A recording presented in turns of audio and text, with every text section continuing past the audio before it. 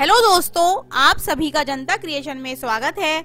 मैं आपकी होस्ट और दोस्त शगुन। आज के इस वीडियो में हम दुर्गा सप्तशती का छठा अध्याय सुनेंगे। आइए शुरू करते हैं। ओम भगवती नमः। अम्बे मैया की जय।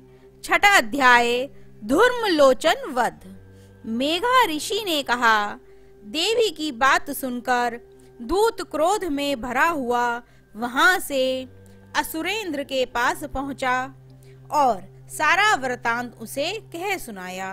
दूत की बात सुन असुरेंद्र के क्रोध को पारावर न रहा और उसने अपने सेनापति धूम्रलोचन से कहा, धूम्रलोचन, तुम अपनी सेना सहित शीघ्र वहां जाओ और उस दुष्टा के केशों को पकड़कर उसे घसीटते हुए यहाँ ले आओ। यदि उसकी रक्षा के लिए कोई दूसरा खड़ा हो, चाहे वह देवता हो, अक्ष हो या गंधर्व ही क्यों ना हो, उसको तुम अवश्य मार डालना। महर्षि मेघा ने कहा, शुंभ के इस प्रकार आज्ञा देने पर धूम्रलोचन 60,000 राक्षसों की सेना को साथ लेकर वहां पहुंचा और देवी को देख ललकार कर कहने लगा, अरे तू अभी शुंभ और निशुंभ के पास चल। यदि तू प्रसन्नता पूर्वक मेरे साथ ना चलेगी तो मैं तेरे केशों को पकड़कर घसीटता हुआ तुझे ले चलूंगा। देवी बोली, असुरेंद्र का भेजा हुआ तेरे जैसा बलवान यदि बल पूर्वक मुझे ले जावेगा तो ऐसी दशा में मैं तुम्हारा कर ही क्या सकती हूँ। महर्षि मेघा ने कहा, ऐसा कहने पर धूम्रलोचन उसकी ओर लपका, किंतु देवी ने उसे अपनी हुंकार से ही भस्म कर डाला। यह देखकर असुर सेना क्रुद्ध होकर देवी की ओर बढ़ी, परंतु अंबिका ने उन पर तीखे बाणों, शक्तियां तथा फरसों की वर्षा आरंभ कर दी।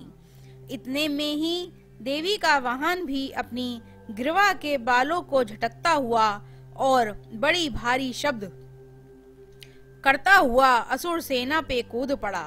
उसने कई असुर अपने पंजों से, कई अपने जबड़ों से और कईयों को धरती पर पटक कर अपनी दाढ़ों से घायल कर मार डाला।